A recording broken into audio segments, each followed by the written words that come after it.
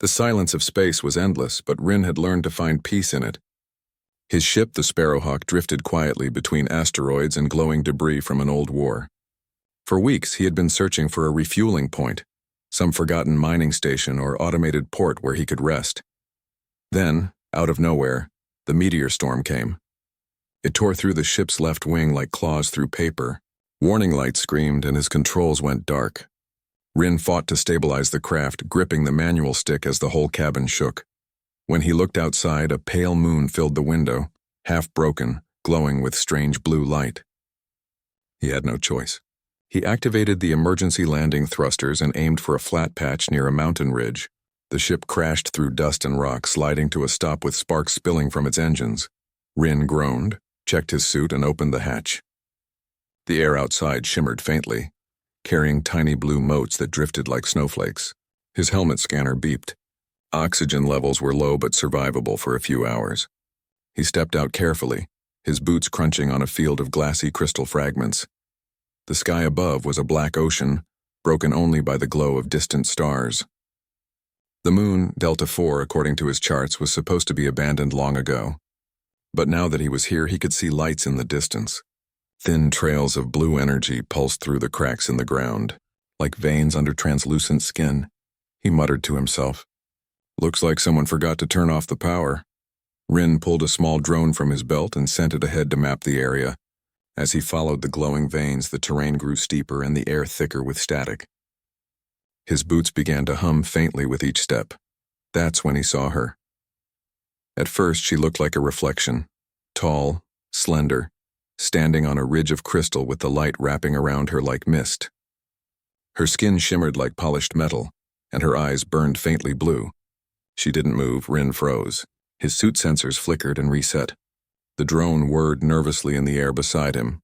Then she spoke, her voice echoing softly through his comm system, though he hadn't opened any frequency. "Human, you do not belong here." Rin blinked in surprise. "I didn't plan to crash here either," he said, keeping his tone calm. "Ship's damaged. Just need to make a few repairs and I'll be gone." The figure tilted her head slightly, her expression unreadable. "No one comes to Delta IV. This place is forbidden. Then I guess I'm the first lucky visitor." He smiled under his helmet, trying to sound friendly. "Name's Rin, engineer, freelancer. You are—" Her eyes narrowed, glowing brighter. "Vara," she said at last. "Guardian of the energy veins. Do not approach me, human. My body holds the current of this moon. Touching me could destroy you." Rin hesitated. She didn't sound hostile, only certain. He glanced around at the glowing cracks in the ground. The light seemed to flow toward her feet as if the entire moon obeyed her presence. "That's incredible," he whispered. "You're connected to the planet?" Vara did not answer. She simply turned away, the light bending with her motion. Rin watched in awe as she stepped lightly across the crystals, each one lighting up under her feet. He couldn't help it. His curiosity burned brighter than caution. He followed at a safe distance, speaking as he walked. "I mean no harm. I just need help fixing my ship. You must have some power source here I can borrow, right?" Vara stopped but didn't face him. "Leave your machine. The moon rejects metal that is not of its own." "That's not possible," Rin said, shaking his head. "Without repairs, I'll die here." "You can't expect me to—" Suddenly, the ground beneath him glowed bright. A surge of energy shot up from the crystal veins wrapping around his boots. Rin yelped and jumped back, his heart racing. Vara finally turned, and though her face remained calm, her tone sharpened. "That was a warning. Do not touch what you do not understand." Rin took a deep breath, forcing his hands up in peace. All right, I get it. You're dangerous." He paused, studying her again. "But if I can understand how your energy works, maybe I can help you. My ship has scanners, converters." "Your machines cannot read the pulse of life," she interrupted. "This energy is not for humans to shape." For a long moment, they simply stood there in the cold glow of the crystals, two beings from different worlds, both stubborn, both unwilling to step back. Finally, Vara turned away. "The storm will rise again soon. Find shelter, human. The moon does not welcome strangers." Then, without another word, she vanished into the light, her form dissolving like mist. Rin spent the next few hours dragging damaged panels from his ship into a nearby cave. The walls glimmered faintly, filled with the same pulsing blue veins. Every few seconds, a low hum echoed through the ground, almost like a heartbeat. He set up a small generator and sighed. She wasn't kidding about the energy, he muttered. His readings were unlike anything he'd seen. Unstable, alive. When he finally sat down to eat a ration bar, he looked at the moonlit horizon through the cave opening. For the first time since his crash, he felt something more than fear or exhaustion. He felt wonder. Who was she really? A guardian? A spirit? Or maybe the last of a lost civilization? Merged with the world she protected. He couldn't stop thinking about the way the light bent when she moved, or the echo in her voice that sounded almost human beneath the power. The night grew deeper. The blue veins brightened, casting the entire cave in gentle light. Rin closed his eyes for a moment, trying to rest, but his thoughts wouldn't stop. He remembered her warning clearly. Do not touch me. Yet even as exhaustion pulled him toward sleep, he smiled faintly and whispered to himself, We'll see about that. When dawn, or what passed for dawn, came, Rin woke to a faint vibration in the cave floor. He stepped outside, blinking against the blue haze. In the distance, near the ridge where he first met Vera, waves of light were rippling outward like ripples on water. Curiosity burned again. He grabbed his scanner and followed the energy trail. As he climbed, the hum in the ground grew louder and the crystals vibrated under his touch. Halfway up, he found something unexpected, a broken metal structure half buried in the rock. It looked ancient, covered in symbols that glowed faintly as he brushed away the dust. It was alien technology, far older than his own. He pulled out his portable analyzer. Looks like a power conduit, he murmured. Maybe a stabilizer for the energy veins. A voice echoed behind him, soft but commanding. You should not be here. Rin turned quickly. Farah stood on the slope above him, light dancing in her hair. I just wanted to understand, he said carefully. This tech, it's dying, isn't it? The whole moon feels unstable. Farah's eyes dimmed slightly. It has been fading for centuries. My people merged with the core to protect it. I am the last. Her words hung heavy in the thin air. Rin lowered his scanner slowly. Then you're keeping it alive by yourself. It is my purpose, Vara said softly. When the core fades, so will I. Rin looked up at her, admiration replacing fear. Maybe it doesn't have to end that way. She frowned, puzzled. You cannot fix what you do not understand. Rin smiled again. Gentle this time, not teasing. Maybe, but humans are good at learning. Especially when someone tells us we can't. For a moment, she seemed to study him. Then she sighed, almost like a breeze. Your spirit is reckless. Maybe. But it keeps me alive. They stood in silence, the wind whispering between crystal peaks. Rin could feel something change in the air, like the moon itself was listening. Then Vera's expression hardened again. If you try to reach for my energy, human, it will destroy you. Rin didn't argue. He just gave her that same crooked smile she didn't yet understand. Because deep inside, he knew. He would reach for her anyway. Rin woke up early the next rotation, his small camp inside the glowing cave still humming softly with the strange rhythm of the moon. His tools were scattered beside him, his ship's parts lined neatly in rows. He had worked half the night trying to stabilize his energy converter, but nothing seemed to function the same on Delta 4. Every power cell overloaded after a few minutes. He rubbed his tired eyes. Whatever power runs this place, he muttered. It doesn't like human tech. Outside, the blue mist had thickened. The crystals along the ridges flickered faintly as if breathing. Rin decided to continue exploring. He had to learn how this moon worked or he'd never leave. He followed the glowing trails deeper into the valley. The air grew warmer the farther he went, and a faint hum vibrated through his boots. He knew the sound of reactors, and this one was alive, ancient and massive. After an hour of walking, he found Vara again. She stood near a stone arch that rose from the ground, like the ribs of a giant creature. Streams of light ran along the arch, feeding into the mountain behind her. She didn't seem surprised to see him. You return again, human, she said quietly. Rin stopped a few paces away. I'm not leaving until I fix my ship, he replied. And to do that, I need to understand this place. Understanding is not always safety, she warned. He smiled slightly. Safety's never been a strong part of my job. Vara turned back toward the arch. The energy veins flow from the heart of Delta 4, she explained. They were built long ago to protect the core from decay. But the system weakens now. The pulse slows. Rin crouched down, studying the arch. His scanner flickered uselessly. Maybe I can help. I've repaired reactors before. Power's power, right? Vara shook her head. This is not power, it is life. It breathes through me, through the stone, through the air you now steal. Her words were sharp, but Rin didn't hear anger in them, only fatigue. He looked up at her. If it's life, then it can be healed. You said it's fading. Maybe I can help stop that. For a long moment she was silent. Then slowly she stepped closer. The glow around her dimmed, though light still flowed faintly from her eyes. You do not fear me? Rin smiled again. I don't think you want to hurt me. Vara's voice softened. No, but the energy inside me would. I told you once, human hands cannot touch it. Maybe not yet, he said, but human minds can adapt faster than most believe. He looked at the stone arch again, then at her. Can you show me how it works? I won't touch anything. Just watch. After a pause, she nodded slightly. Follow. They walked through a narrow tunnel carved into the mountain. The deeper they went, the brighter the light became. Patterns of silver and blue ran along the walls like living veins. Rin couldn't help but stare. It's beautiful, he whispered. It was made to be, Vara replied. Our ancestors believed beauty was the key to balance. Seems they were right. She glanced at him briefly. Humans always find beauty in danger. It is what makes you reckless, he chuckled. You're not wrong. Finally, they entered a wide chamber. The ceiling glowed like a frozen sky, and in the center stood a large machine fused with crystal roots. The structure pulsed weakly, each beat slower than the last. Vara placed her hand on a crystal pillar.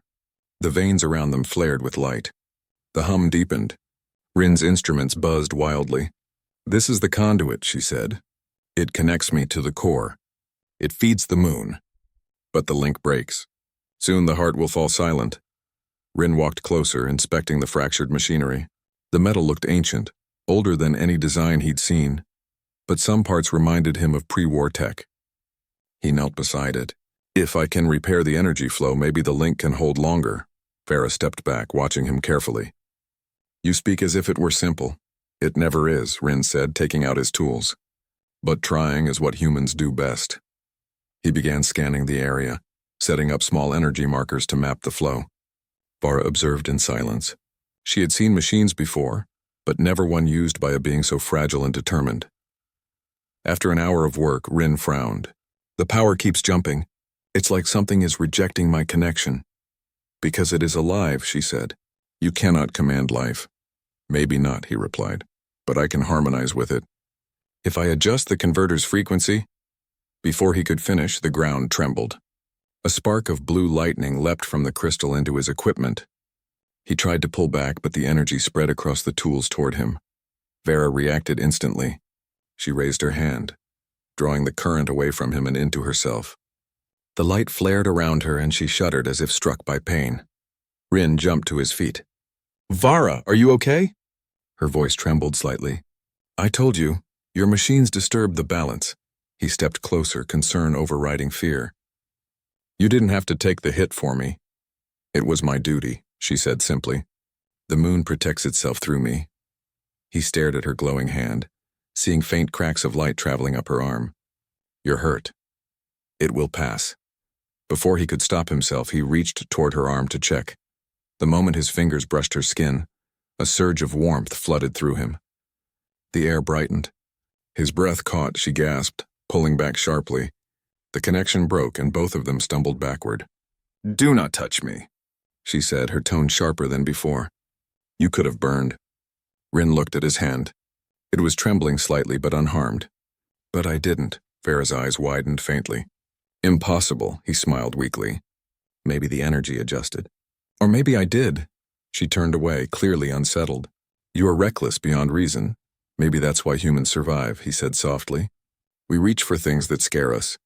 For a moment she didn't respond. Then, almost to herself, she murmured, no other being would dare touch the current. He sat down beside the conduit, giving her space. Then maybe you've been alone too long. Vara didn't answer, but the glow around her dimmed again as if her energy was quieting. Hours passed as Rin worked. Vara stayed nearby, watching in silence. Occasionally she would guide him, pointing at symbols carved into the stone or adjusting the crystal flow with gestures. Slowly, the chamber began to brighten with steady light. When he finished calibrating the converter, he leaned back and sighed. It's not perfect, but it's holding for now. Vera touched the conduit again. The hum stabilized slightly. For the first time in centuries, the pulse steadied. She turned to him. You changed the flow without breaking it. I did not think that was possible, Rin smiled. Guess I'm full of surprises. Vara's gaze softened for a heartbeat. Perhaps you are. They stood together in the glow, listening to the living heartbeat of the moon. For a moment, neither spoke. Then the ground trembled again, deeper this time. The crystals along the wall dimmed, and a distant rumble echoed through the tunnels. Vera's expression darkened. The balance shifts again. The core stirs, good or bad? Rin asked. It means the heart awakens, and if it does not stabilize, the moon will tear itself apart. Rin grabbed his pack. Then we'd better make sure that doesn't happen. You still wish to help? She asked quietly. He met her glowing eyes. You saved my life twice already. I owe you one. Besides, he grinned. I'm not leaving a friend behind. The word friend seemed to surprise her. She looked away quickly, but there was a faint shimmer of emotion in her voice when she said, Then stay close, but remember my warning. If you reach for me again, it may destroy you. He nodded, though the mischievous spark hadn't left his eyes. I'll take my chances. They climbed out of the chamber together and stood on a ledge overlooking the valley. Lightning flickered in the distance, and the veins of the moon pulsed faster, brighter, almost alive with excitement, or pain. Vara raised her hand toward the horizon. The storm comes. The moon's energy rises too quickly. Then we need to reach the source, Rin said. Show me where the core is. She looked at him long and hard. If you go there, you may never return, Rin smiled faintly. Story of my life. Despite herself, Vera almost smiled too. Very well, human. You wish to see the heart of a dying world? Then follow me. She turned, her form glowing brighter as she began walking across the ridge. The energy veins brightened beneath her steps, forming a path through the storm-lit valley. Rin followed, his boots crunching against crystal dust, every instinct telling him he was walking toward something impossible and dangerous. The wind rose, carrying a low, distant heartbeat that echoed through the mountains. He glanced at Vara, whose silver hair glowed like a beacon against the dark sky. She didn't look back, but her voice carried through the hum of energy. Do not touch me again, human. Rin only smiled to himself, gripping his toolkit tighter as they disappeared into the light. The path across the glowing valley was rough and silent. The sky above Delta 4 burned with slow lightning that rippled through the blue clouds like veins. The ground beneath Rin's boots hummed with power, as though the moon itself was alive and breathing. Vara walked ahead, her light guiding the way. Each time her foot touched the crystal ground, the veins brightened, spreading energy through the land. Rin followed carefully, trying not to disturb the rhythm of the glowing path. He had learned to watch her movements. Vara was graceful, but each motion carried purpose, as if she could feel every pulse of the moon. Sometimes she would stop and press her hand to the ground, closing her eyes. Each time she did, Rin waited quietly, watching the strange beauty of it all. After several hours, they reached a canyon. The walls glowed faintly, and deep below, a river of light flowed like molten glass. The sight left Rin speechless. Vara stopped at the edge. This is the edge of the moon's heart, she said softly. The energy river flows from the core. It keeps this world alive. Rin crouched near the cliff, scanning the flow with his small device. The readings were off the chart. It's unstable, he muttered. The pulse is uneven, like a heart skipping beats. It grows weaker each cycle, Vara replied. When it stops, I will stop too. Her voice was calm, but Rin could hear something underneath. Not fear, but quiet sadness. He looked up at her. Then we better fix it before that happens. You still think you can help? Rin smiled. Humans don't quit when someone says it's impossible. It's kind of our favorite challenge. For a moment, Vara's serious face softened. A faint shimmer crossed her eyes, and the closest thing he had seen to a smile. Then perhaps I should stop saying it, she said gently. Rin laughed quietly. Maybe that would help. They followed the canyon until it opened into a wide plain of glowing rock. At the far end stood a massive structure, half buried in crystal and dust. It looked like a giant ring of silver towers surrounding a pit of swirling light. The core chamber, Vara whispered. No one has entered it since the fall of my people. Rin stepped closer, amazed. It's beautiful. And ancient. These towers, they're conductors, right? They channel the energy, she said. The heart sleeps below. To reach it, we must cross the bridge.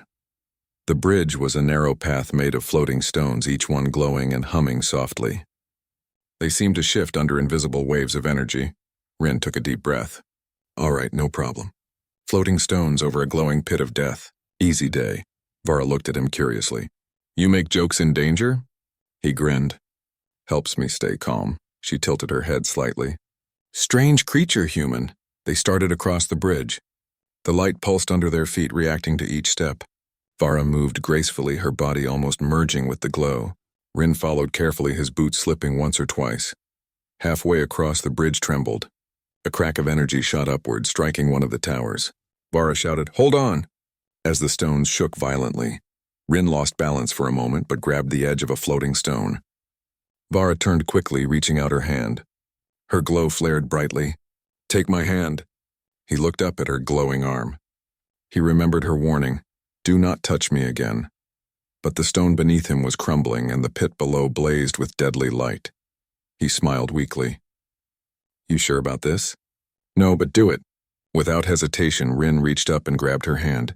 The moment their palms met, the world exploded with light. Energy surged through his body.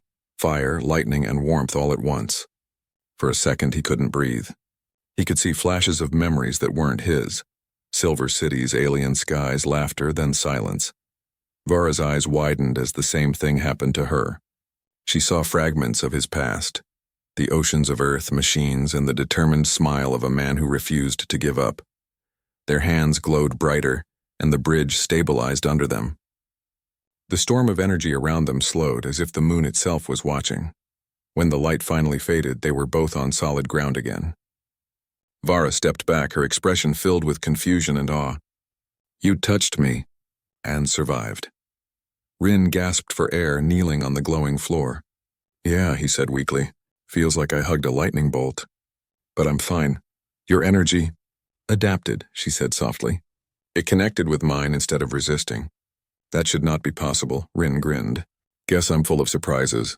For the first time, Vara smiled, and a small, true smile. You are. Inside the core chamber, everything glowed brighter. The air was heavy with power. A massive sphere of light floated in the center, chained by dozens of crystal strands that pulsed with life. The sphere flickered weakly, like a fading sun. Rin stared in awe. That's the heart of the moon? Yes, Vara said. Its pulse is my own. When it fails, I will fade. Rin stepped closer. Then we have to stabilize it. Vara hesitated. If you touch it, it will destroy you. He looked at her, a spark of humor in his tired eyes. Didn't you say that last time? She frowned, but couldn't hide a small smile. You are impossible.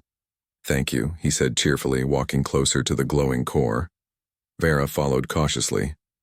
She watched as he pulled out his equipment, small generators, energy converters, and a portable stabilizer. He set them on the ground around the chamber, connecting them carefully. What are you doing? Trying to link your energy pulse to my converter, he explained. If I can match the rhythm, we might balance the fluctuations. You are trying to make human machines talk to a living heart, Vara said. He shrugged. Stranger things have worked. She watched silently as he worked, his focus unwavering. The light from the core flickered, casting shifting shadows across his face. After several minutes, Rin wiped sweat from his forehead. Okay, Vara, I need your help. Can you channel a small flow of energy here? Vara nodded. She lifted her hand and sent a thin stream of light into the converter. The machine hummed loudly, the lights turning from red to blue. Good. Just hold it steady, Rin said. The readings began to align, and the air grew warmer. For a brief moment, everything seemed to work. Then a sudden jolt of energy erupted from the core, slamming into the chamber walls. The stabilizer sparked violently. Vara cried out as the surge hit her chest. Vara, Rin shouted. He ran to her side. She fell to one knee, her glow flickering. The core, it resists. Too much energy. Rin grabbed her shoulders to steady her. The moment he touched her, another wave of light exploded around them. He could feel her pulse merging with his, beating faster, stronger until the two were in perfect rhythm. Vara looked at him in disbelief. You're syncing with me.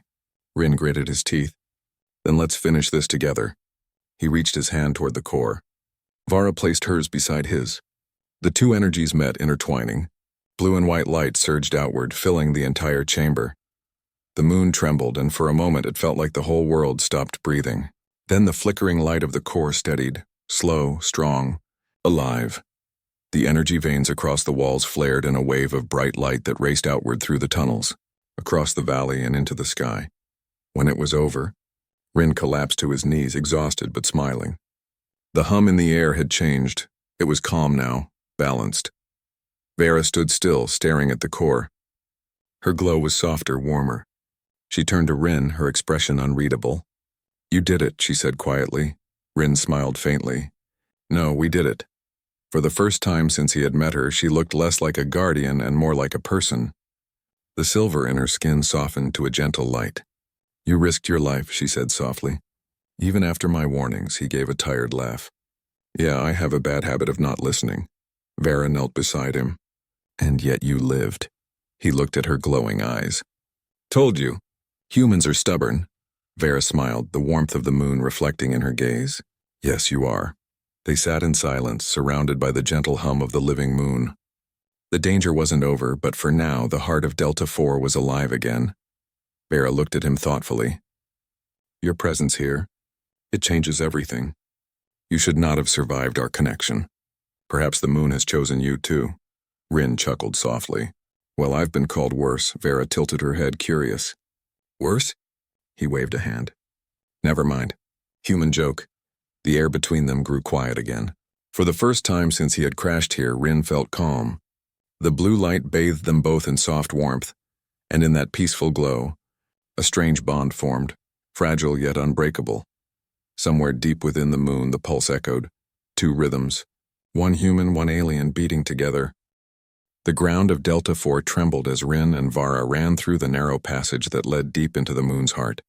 The air shimmered with glowing dust, and soft waves of energy pulsed beneath their feet. The world around them was changing fast.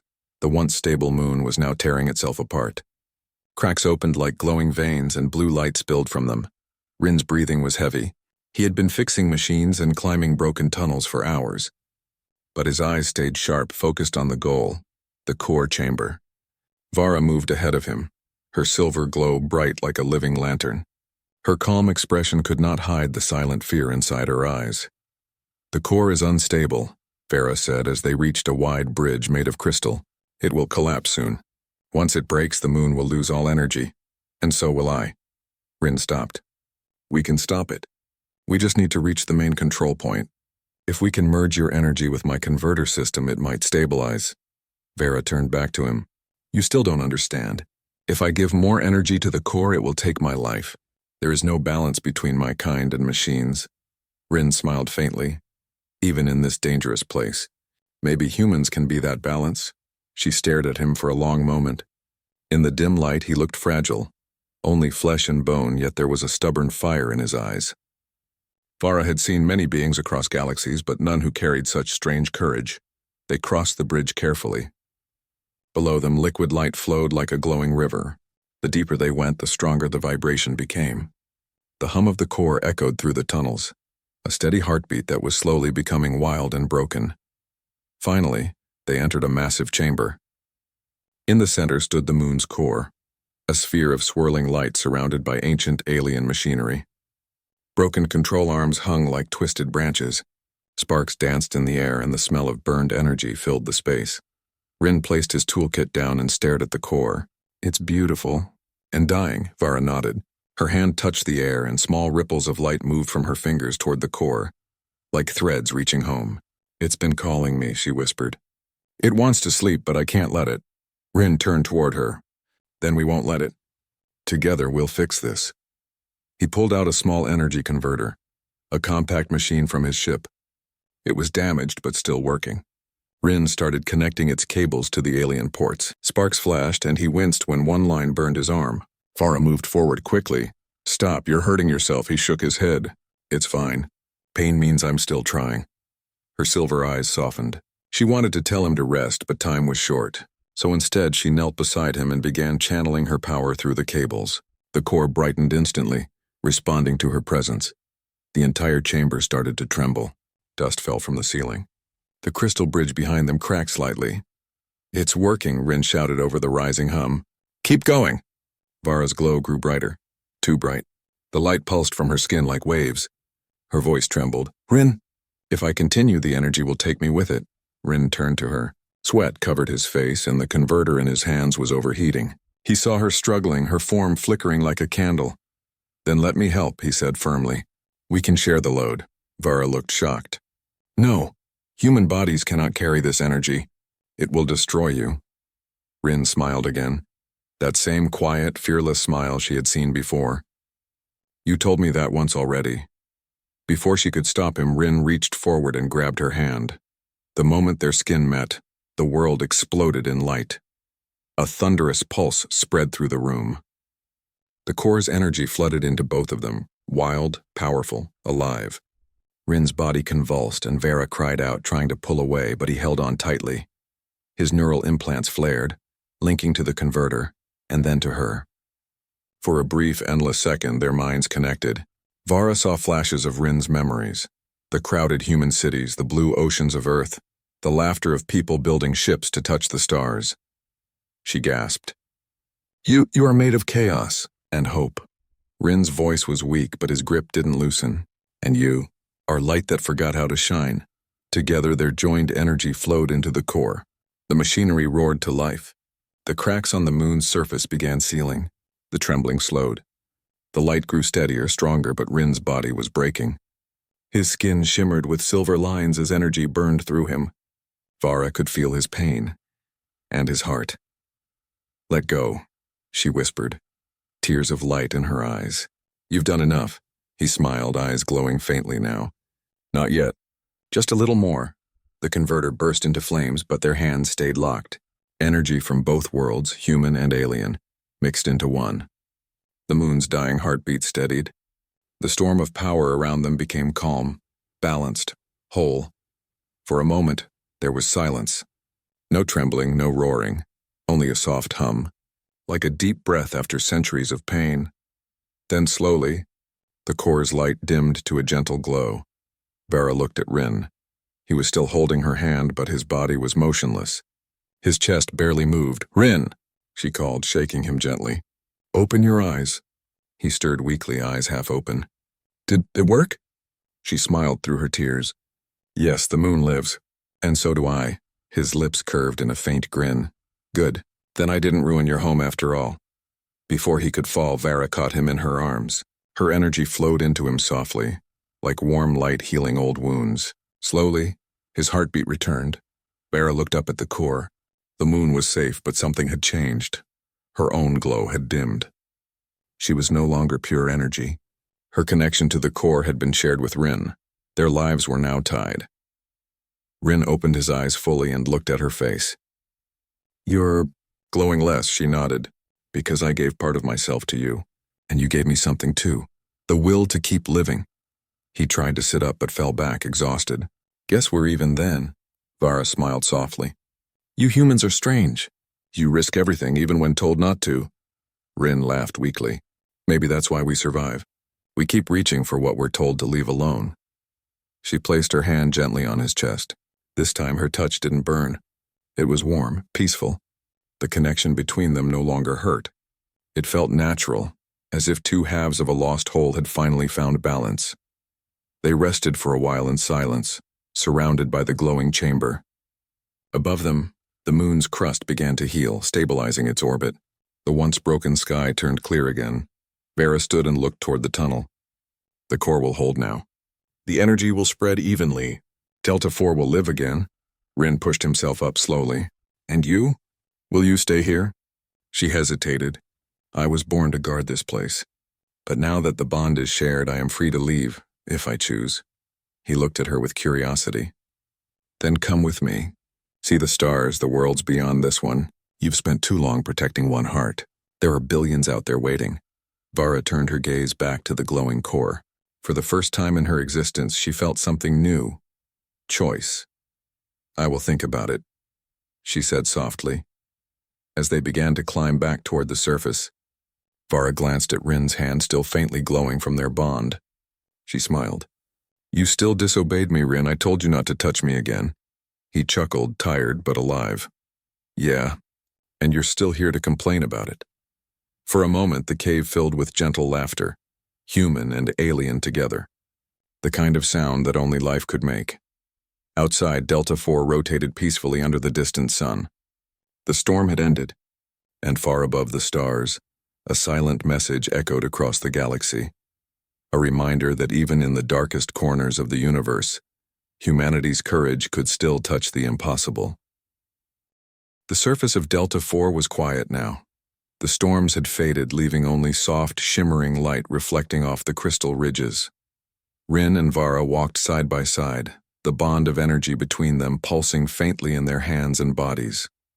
The ow pulse was subtle now, a rhythm neither of them could ignore, yet neither feared. Rin glanced at Vara. Her silver glow was softer than before, warmer, almost human. The first thing he realized was how much she had changed, not just physically, but in her presence. The energy of the moon had once made her untouchable, untamed, and distant. Now she was grounded, alive in a way that went beyond the glow. You look different, he said, careful to keep his voice light. She studied him, a faint smile touching her lips. And you survived what should have killed you. Humans truly are reckless creatures. Or lucky, Rin replied. I'll let you decide which one. Vara shook her head slightly, but her eyes softened. Perhaps a little of both. They reached the edge of the crystal plateau where Rin's ship had crashed. The Sparrowhawk sat half-buried in rock and dust, its wings bent but repairable. Rin knelt beside it, checking the systems. Even after all they had endured, he could not ignore the tools and machinery he loved so much. Vara watched silently, her hands glowing faintly. Her energy still flowed with his, though calmer now. It was a reminder of their bond, fragile yet stronger than anything either of them had known. I need to fix the ship before it's useless, Rin said. Then, I suppose I could leave this moon behind. Vara's eyes darkened slightly. You could leave, but you will not forget this place, or me. Rin smiled faintly. That's the problem. I don't want to forget. Over the next few hours, Rin worked carefully. The ship's damaged wings were repaired, the power cells recalibrated, and the navigation systems restored. Vara stayed close, her hand lightly brushing the hull now and then to stabilize the energy field around them. You are careful with machines, Vara said softly, but you are reckless with life. He looked up from the panels, smudges of dirt on his face. I'd rather risk life than leave someone behind. She did not answer at once. Instead, she watched him work with those small, precise movements. The human dedication, the stubbornness that had saved her, and the core. She felt a strange warmth, unfamiliar and unnameable. Finally, Rin leaned back, wiping sweat from his brow. Done. The Sparrowhawk should fly again. Vara stepped forward, her glow brighter. It is remarkable what humans can achieve. You have changed the fate of this moon with your own hands. Rin looked at her, smiling tiredly. And you did most of it. I just followed your instructions. She laughed softly, a light sound that echoed off the crystal walls. You were more than a follower. You were a spark. One I never expected. The wind carried a faint hum from the moon's heart. It was steady now, strong and alive, a soft glow visible across the horizon. Delta IV would survive. Rin's gaze turned toward the rising sun beyond the jagged horizon. You know, he said quietly, there are billions of stars out there. I think you should see them someday. You've spent so long protecting one heart, maybe it's time to explore others. Vara looked at him, her glow dimming as if deep thought was weighing on her. To leave. When I was born to guard, you can choose now, Rin said. The bond we share has changed that. You don't have to stay. For a moment, Vara simply stared at the horizon. The moon's energy pulsed faintly, matching the rhythm of their own heartbeats. Slowly, she looked back at Rin. "Perhaps I will," she whispered. "Perhaps I will see what lies beyond the shadows I have known for centuries." Rin's grin was quiet, genuine. "I promise it's worth it." Night fell on Delta 4. The stars were countless, more than Rin had ever seen from a planet-bound ship. The moon's glow reflected across the crystals like scattered lanterns. Rin and Vara stood side by side, the bond of energy still faintly pulsing between them. Vara looked down at her hands. "Our connection, it is strange. I feel part of you, yet still myself. The moon and humans together, it has never happened before." Rin reached out gently, holding her hand once more. This time there was no surge of energy that could harm either of them. It was calm, like a simple heartbeat. "You were right," she said softly. "I warned you, Rin, yet you touched me again." Rin smiled, leaning slightly closer. "I promised you I would." For the first time, their hands stayed together without fear. Vara's glow intertwined with the soft pulse of Rin's own life energy. It was a bond, not of obligation or necessity, but of choice, the first they had ever made together. She looked into his eyes, seeing courage, warmth, and something unfamiliar, a kind of hope she had not felt for centuries. "Do humans always defy warnings?" she asked quietly. Rin chuckled softly. "We survive by not listening. Sometimes we're lucky. Sometimes we make friends with those who can burn us alive." Vera tilted her head, a small smile forming. "Perhaps I am both fortunate and foolish." "Maybe," Rin said. "But I wouldn't have it any other way." Days passed as Rin prepared the Sparrowhawk for flight. Vara stayed by his side, exploring the surface of the moon with curiosity that had once been buried under centuries of duty. They walked among the crystal valleys, watching the veins of energy pulse softly. The moon no longer trembled, no longer threatened destruction. Its heart was strong. During their walks, Rin shared stories of Earth, of human cities, oceans, and the countless worlds humans dreamed of reaching. Vara listened, fascinated. She could feel the energy of life in him, the endless stubborn hope that defined humans. It was different from the pure, structured energy of the moon, yet it complemented it. "You speak of many worlds," Vara said one evening, as the twin moons rose in the sky. "Are they as alive as this one?" Rin grinned. Some not yet. But humans always find ways to make life bloom, even in deserts, oceans, and rubble. We don't give up easily." She studied him quietly. "You give me hope I thought was lost. Perhaps that is your gift, not just survival, but the courage to reach for impossible things." Finally, the day came for Rin to leave. The Sparrowhawk was repaired, its engines humming quietly. Vera followed him to the edge of the plateau. "Are you certain you want to go?" she asked. He nodded. "I have to, but I'll come back. This moon, we're tied now." Vara's eyes shimmered faintly. Tied by choice, not duty. Rin smiled, reaching out again. This time, their hands met fully, gently, as if to seal a promise. The energy pulsing between them was calm, like a heartbeat shared between friends. "You saved my world," Vera whispered. "And I saved yours, in a way you may not understand yet." "Maybe," Rin said. "But I'll see if I can understand it on the journey." They stood together in silence for a long moment, letting the gentle pulse of the moon flow around them. The stars above, countless and brilliant, stretched across the sky. Then Rin stepped toward his ship. Vara did not let go of his hand until the last moment. "Remember," she said softly. "This bond is ours. Respect it." Rin nodded. "Always." As the Sparrowhawk lifted into the sky, the twin moons reflected its light across the crystal plains. Vara watched from the plateau, her glow dimming slightly as she stood alone. Yet inside her, a spark remained, the spark of life, of hope, and of the human who had changed her forever.